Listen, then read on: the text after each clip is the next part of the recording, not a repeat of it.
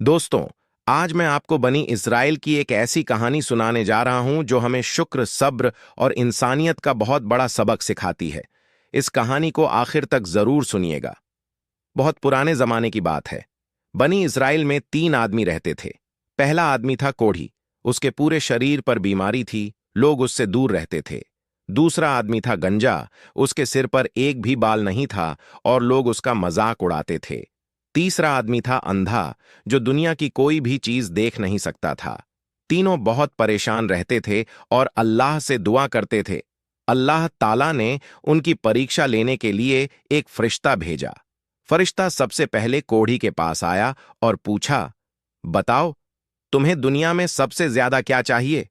कोढ़ी ने कहा, मुझे अच्छी चमड़ी चाहिए, सुंदर रंग चाहिए और यह बीमारी मुझसे दूर हो जाए। फरिश्ते ने उसे छुआ और देखते ही देखते उसकी बीमारी ठीक हो गई। अब वह बिल्कुल सेहतमंद और सुंदर हो गया। फरिश्ते ने पूछा, अब तुम्हें कौन सा माल पसंद है? उसने कहा, ऊंट।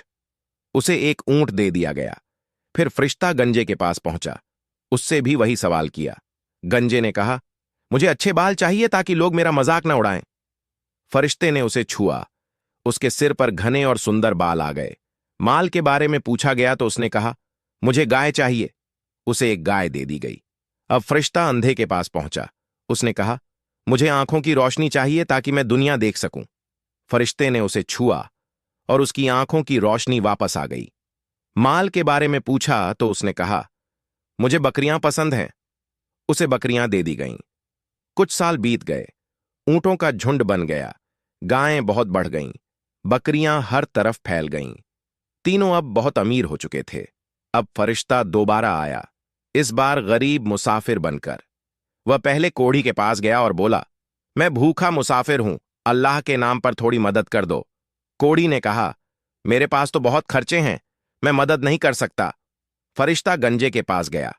उसने भी मना कर दिया और बोला, यह मेरा माल है, मैं किसी को नहीं दे सकता। आखिर में फरिश्ता अंधे के पास पहुंचा। अंधे ने कहा, भाई, मैं कभी अंधा था, अल्लाह ने मुझे रोशनी दी। मैं गरीब था, अल्लाह ने मुझे माल दिया। अल्लाह के नाम पर जो चाहो ले लो। फरिश्ता मुस्कुराया और बोला, तुम पास हो गए।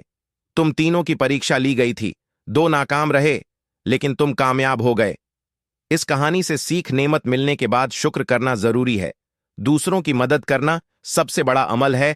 अल्लाह इंसान को देकर भी आजमाता है। दोस्तों, अगर आपको यह कहानी पसंद आई हो तो लाइक करें, शेयर करें और चैनल को सब्सक्राइब जरूर करें ताकि ऐसी ही और इस्लामिक कहानियां आप तक पहुंचती रहें। अल्लाह हमें भी शुक्र करने वालों में शामिल करे। आमीन।